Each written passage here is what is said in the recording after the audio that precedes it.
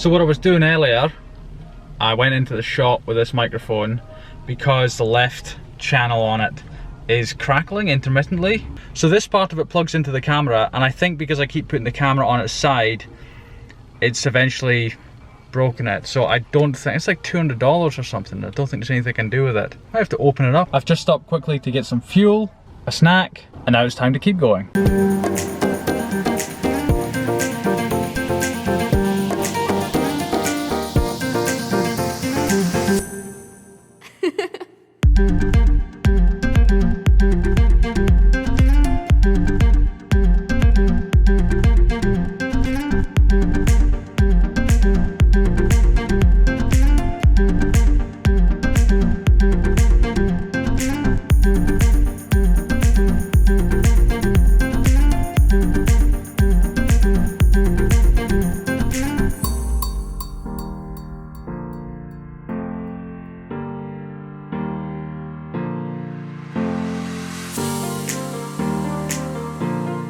Over here at the new workshop today, just briefly, checking up on how the cutting of these are going. I'm not sure if you remember, but we had significant problems with those a few days ago. We were getting very inconsistent results. You know, one would cut okay, next one would cut okay, next one, and then we get a random one that's too small and it wouldn't fit on the fixture for CNC machining. But my dad did some stuff which I'll try and remember to explain to you later, and so it seems to be working pretty well today. Now last week we cut this stuff: hook-up clips, hook-up clip springs, and hang keys. I'm going to take those up to my machinist shortly, but first I'm going to go and get lunch for my dad who's been working all day. What a nice son I am.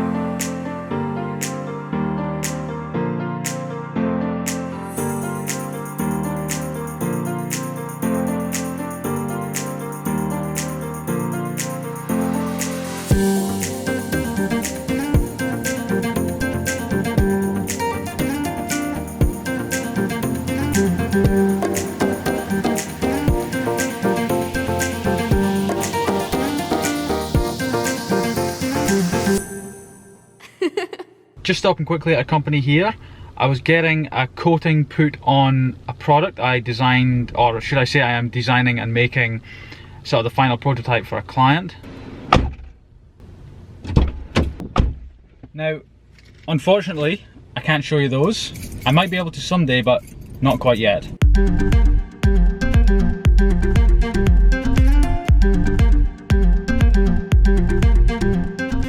I don't know if you remember, but the other day I climbed a kind of hill called Mount Maunganui. I did that with a girl called Helena. That's an amazing photo. I feel the urge to sort of go for a walk around there again. You know, I'm recently had a lot on my mind just with business and life, and I'm just like, you know what? I need to go for a walk, a long walk, just, you know, get my brain going, get some thoughts, get away from any sort of podcasts and audio and thinking and computers, and just get out there. And by there I mean there. I don't know if you can see out the window, but it's extremely windy outside, so it's unlikely I will be able to film much, but I'll see what I can do.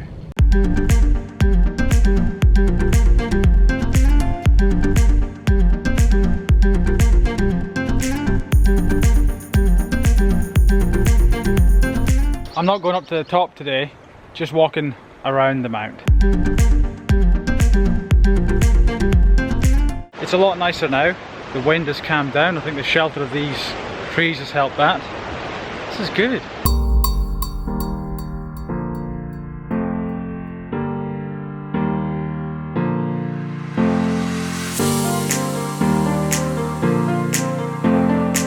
It's hot. I forgot to take water. I'm an idiot.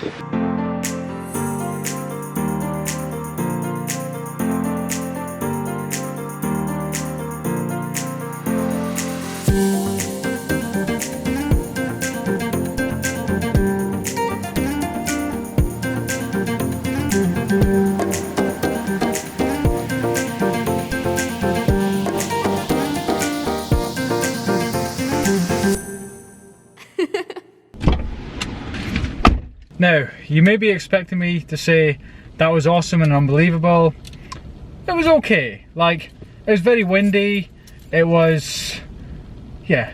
Actually, on that walk I did get a good bit of thinking done and strategizing for life, that kind of thing, you know, because some areas of my life going really well, some going average, and some like, what the hell's going on? So, a little bit of progress.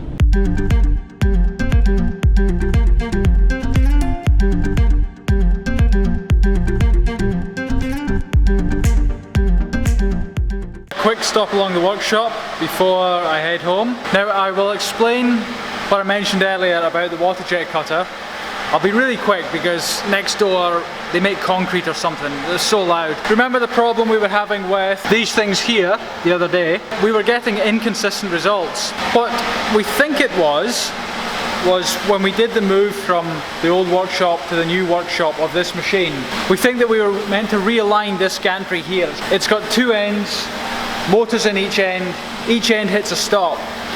We think they were out of alignment and the motors were perhaps fighting each other because my father, he did like a sort of reset thing where you lift each end up, you adjust some bolts and clamps and I don't know, I never did it. So he did that 2 or 3 times and so far we seem to have got the consistency back, which was the consistency we had for a year and a half, nearly 2 years actually, in which we did 700 hours, so fingers crossed that that is what it was. Now that is a bit quieter. I completely screwed up when I rented this place.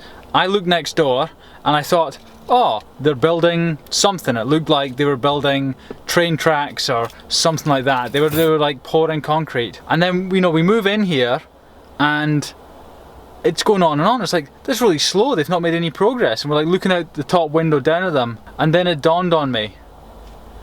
They just make concrete and ship it out. They make big slabs of concrete and ship it out.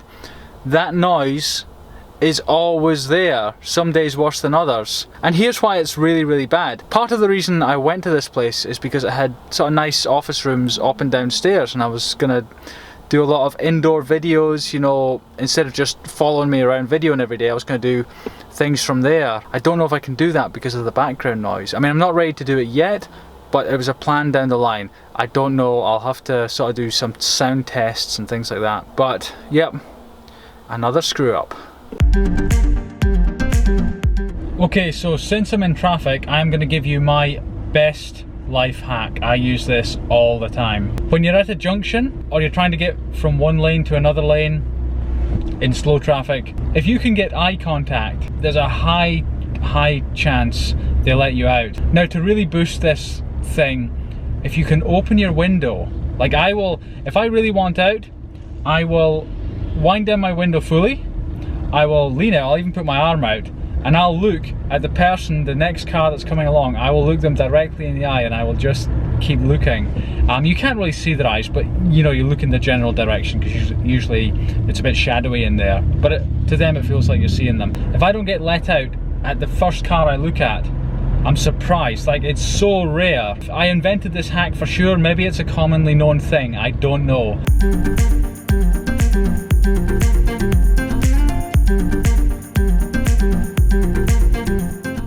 Right, something very quickly on the Jet-Powered Skateboard Project.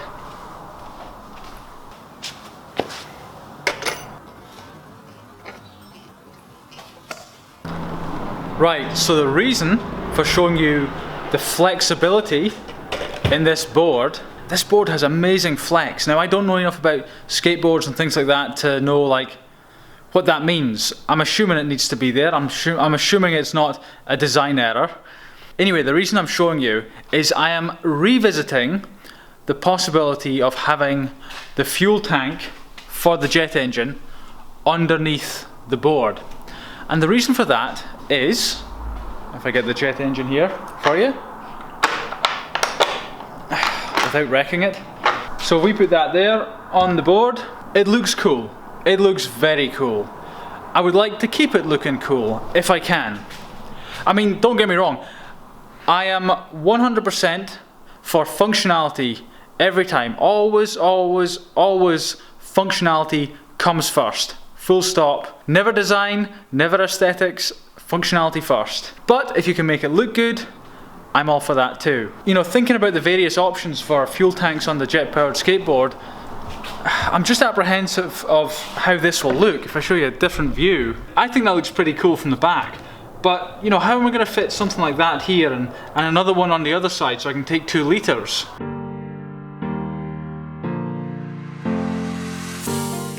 I mean, the deck looks pretty cool. You look at that curve, there's something. I'll give you a closer look. Like I've mentioned a few times, I'm really not big into skateboards, they're not my thing. I did a bit when I was younger, but there's something about that that's just... And so I'm kind of apprehensive to strap a fuel tank underneath that, under the whole length of it. And the other thing is that the fuel tanks, you know, it's really not going to be a thin thing. It would have to be, I don't know, 1.5 centimeters, 2.5 centimeters, something like that, which is about 3/4 to an inch thick. Like, it's not going to be a thin thing. But I think where it trumps everything is that this is going to look clean cut. This is going to just be ultra minimalist and simple and look good. I didn't think I had a way to visualize putting a tank underneath the board, but I had a quick look around the workshop.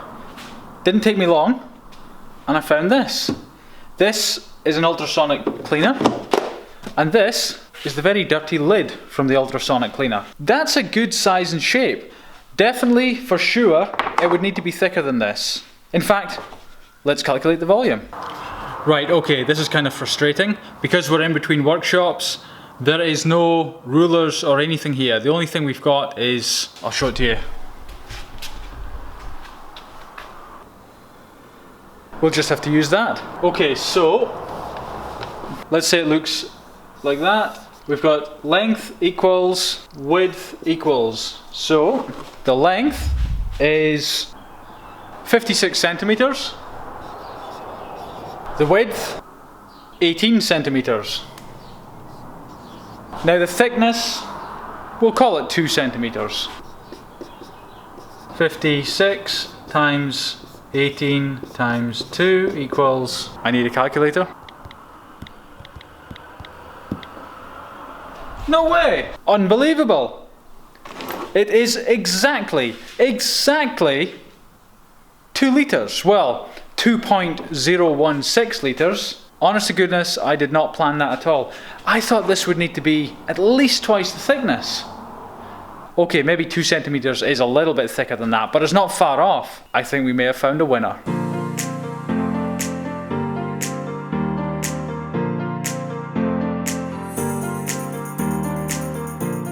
That is kind of very exciting. Wait. I completely forgot to talk about the thing I came in here to talk to you about. I think that makes sense. The flex on the board. You see how much it flexes? If I want to make, let's say, I don't know, a carbon fiber tank for strapping underneath the board, it's not going to withstand the flex of that board. I could make it out of something else. I could make it out of titanium potentially, but not really practical. There's too many downsides. I'll explain maybe in another video. It would be possible to use carbon fiber. It's just that we need to perhaps keep it away from the board. You know, like it could be mounted. Let me explain it. Let's say this is the wheel, truck. Now let's say this is the board. Let's say that its maximum flex is there. What we could do is have little offset things and the tank could sit lower. Now the offset would be less than that. That's an exaggerated drawing to give you an idea. I need to think about it a bit more because I really had pretty much written it off. But luckily I'm quite open-minded. And so this is a very real possibility now. And part of that really is because it keeps the jet engine skateboard looking good and clean and minimalist and elegant, and my OCD alarm bells aren't firing in any way at all. Today has been an interesting day. Lots of stuff done, lots of stuff I wanted to get done, but I didn't manage to get done. Got a lot of good thinking done, which I mentioned to you earlier. You know, I wanted to sort out some stuff in my head when I went for a walk. And so what I'm going to do is share one of my all-time favourite quotes with you. It could very well be my most favourite one. It's by Mark Twain, and he said, 20 years from now, you will be more disappointed by the things you didn't do than by the things you did. So throw off the bowlines, sail away from the safe harbour, catch the trade winds in your sails, explore, dream, discover.